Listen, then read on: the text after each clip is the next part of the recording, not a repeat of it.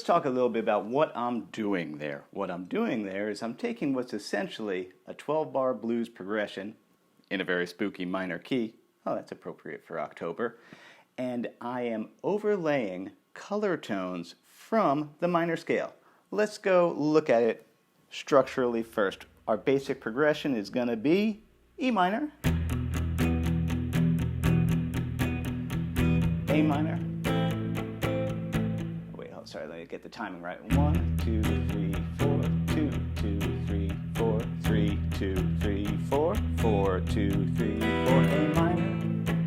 And yeah, I'm doing a little, what I call the evil diddly strum pattern, B7, E minor. Before I continue, by the way, you can get tabs and backing tracks to other lessons. And this lesson, if you go to my website, www.erichaugenguitar.com, for information about all the sound gadgets I'm using, go ahead and click on the description box underneath your YouTube player.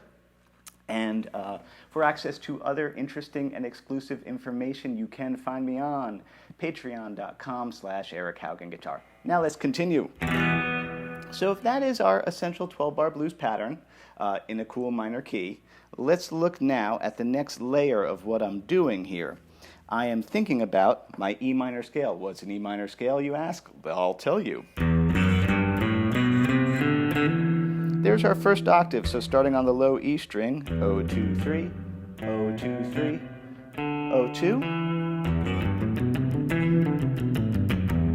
And then we have a second octave of E minor. This one's a little trickier. Let's start at this 2 on the D string. 2, 4, the best note. It's the best note. 2, 4, O, 2, O, 1, 3, O.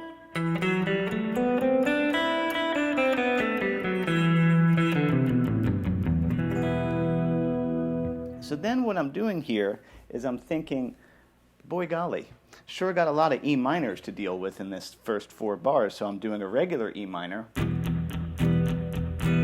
And then without even really thinking too much about music theory or chord tone theory or chord memorization, I'm like, which one of those spare notes can I maybe add to get an interesting new sound?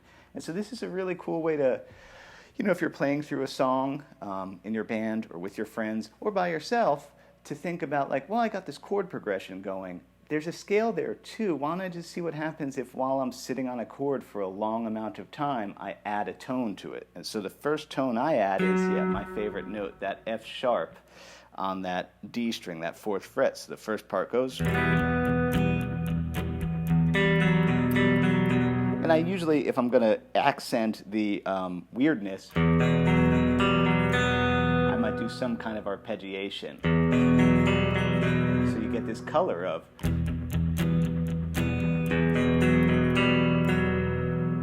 Ooh, you know, it opens it up for a second. And then I close it back up.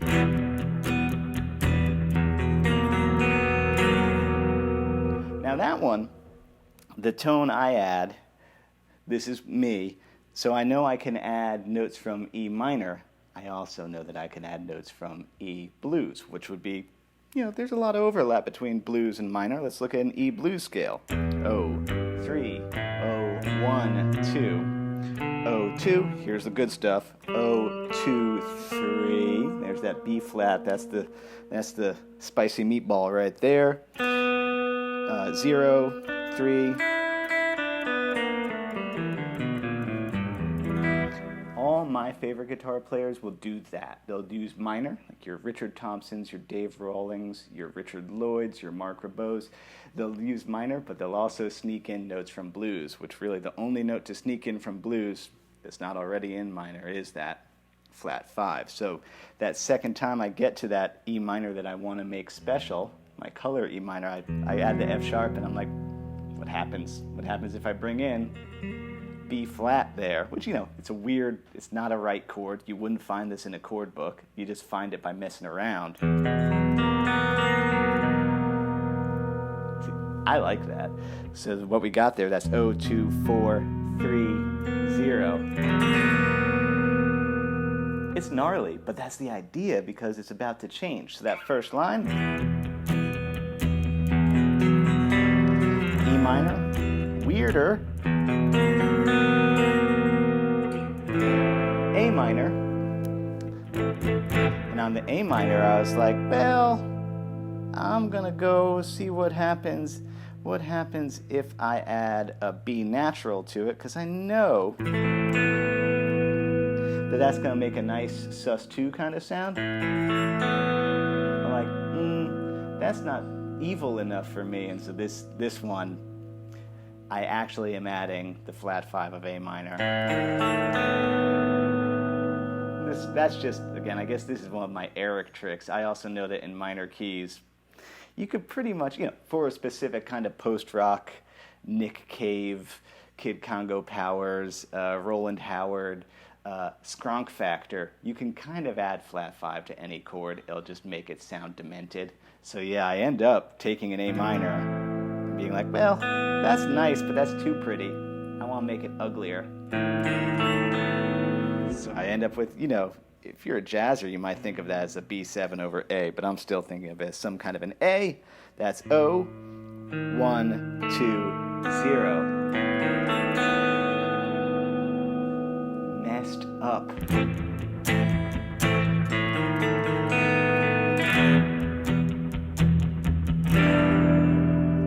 I make my life easy when I come back to that E minor. I just add a D natural to it. That just makes it into an E minor 7. That's not that weird. Now I'm getting to a B7, which if you don't know this B7, it's a good one. It's our open position B7. Starting on our A string, 2, 1, 2, oh, 2. Now I'm not going to worry about that upper note. I'm like, I could have added a D if I wanted to. That would have been cool. Or I could have added a C, which is what I add. And this is a Django Reinhardt thing. Yup, weird. So yeah, you got your index finger flat. Which makes, technically you would call that a B7 flat 9. But I think of these things as just, well, I was playing a chord and looking for other notes in the scale that I could add to it, and without having to know. I do know, but you don't have to know. I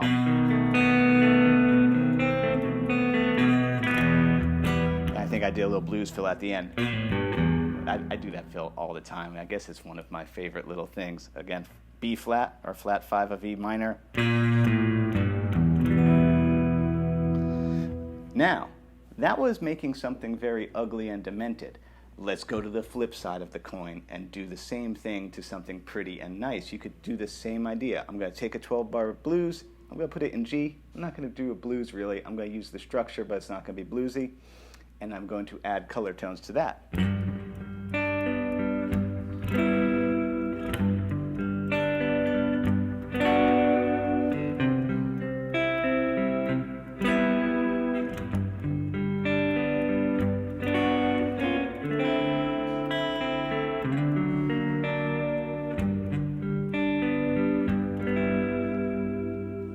So what we got there, let's look at our structure.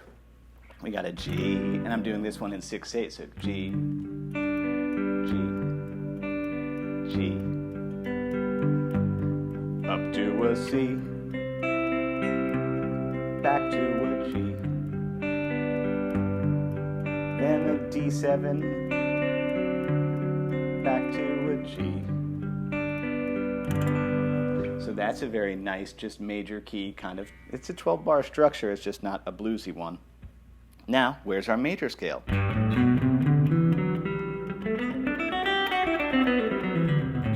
Let's review that. If you don't know it, know it. 3, 5, 2, 3, 5, 2, 4, 5. Notice how I'm using my fingers in a row to have very good technique.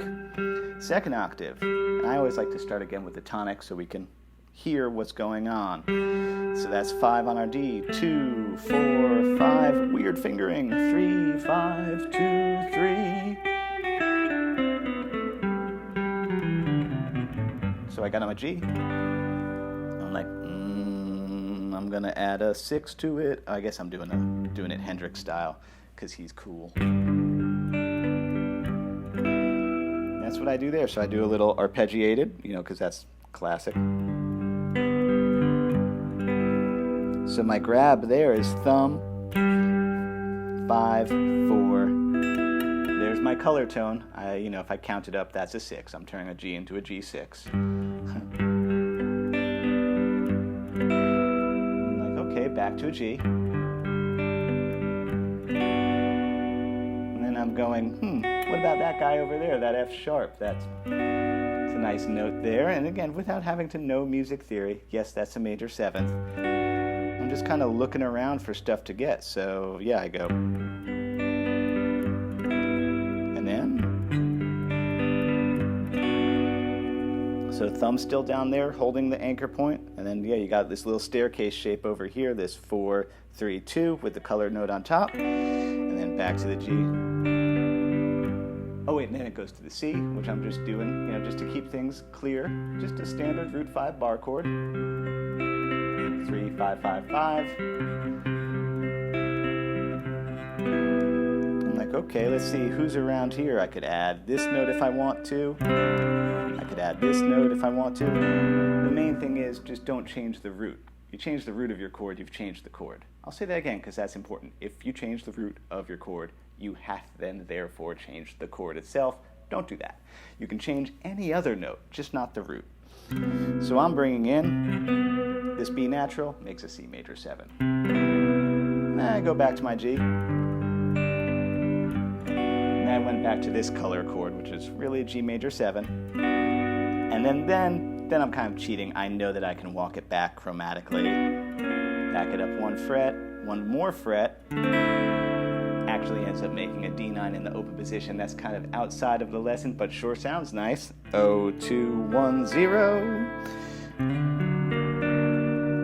And then, because this is so 50s sounding, I was like, well, here's a D7, which is really just a C7 shape moved up. 5, 4, 5, 3. I was like, I know what I can do to this. I can make an augmented chord. So I'm adding a note that's not really in G natural. That's actually, you know, adding that B flat again. What a good note. Which makes a very great chord, the augmented. Usually works well on a 5. Beatles, Oh Darling. Oh yeah. Oh darling, please believe me. Oh, I don't remember. I'll never make it to you no harm. Believe me when... Anyway, yeah. I put an augmented on there. And then back to G. In conclusion, my main advice for you is when you're playing a song with your friends, your band, or by yourself, I guess those are the 3 ways that you'd be playing a song. If you're on a chord for a while, take a second to look back at probably what scale the main song is in, major, minor, or blues, and just be like, I wonder if I could add a spicy note here. What's going to happen? You're going to find all sorts of cool stuff will happen. Some ugly stuff will happen too, but hey, that's life. Thanks so much for watching. Have fun with that.